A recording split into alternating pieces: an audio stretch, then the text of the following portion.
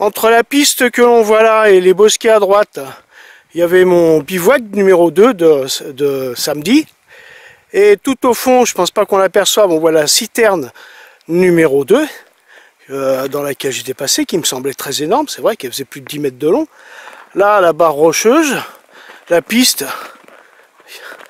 Et je suis à 400 mètres de la citerne numéro 3, que j'appelle comme ça, hein, parce que c'est celle que j'avais repérée sur Google Earth.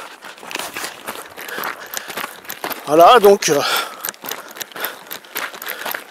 suis à 400 mètres. On va voir si dans celle-ci il y a de l'eau, parce que bon, finalement, bon, mon genou, bah ça va.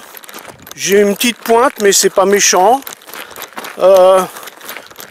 C'est sûr que je ne suis pas reparti pour faire mon trek jusqu'au bout, parce que là maintenant c'est plus la peine, vu que je me suis reposé 3 jours, donc 3 jours, ça fait 3 jours de nourriture en moins, etc.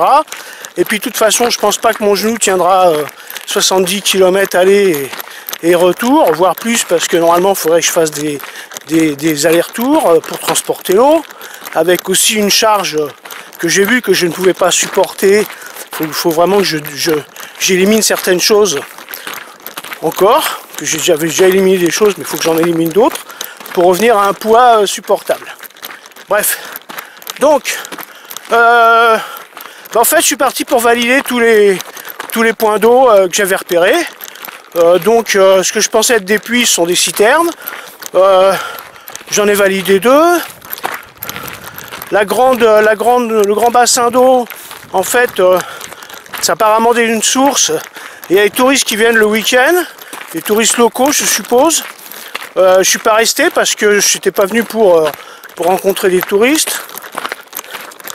Et puis, en m'éloignant et en revenant vers, en faisant le tour du pâté de colline d'ailleurs, en m'éloignant et en revenant vers la piscine entre guillemets de l'année dernière, j'ai trouvé un coin paisible, sympa, avec de l'eau.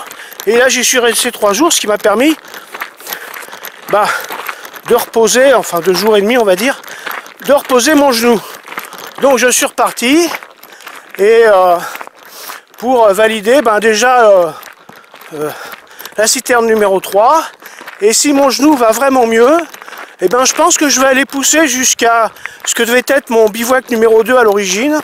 Et pour aller voir un peu ce grand bassin d'eau qui est sûrement encore une source, dans lequel je devais faire le plein de chez plein d'eau pour pouvoir après avancer en saut de puce. Voilà. Donc là, je me retrouve encore dans un paysage, moi, que je trouve sympathique.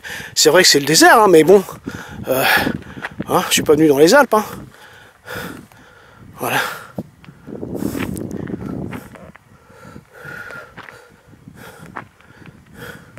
Seul au milieu de la piste. Et j'espère ne pas avoir à rencontrer une voiture.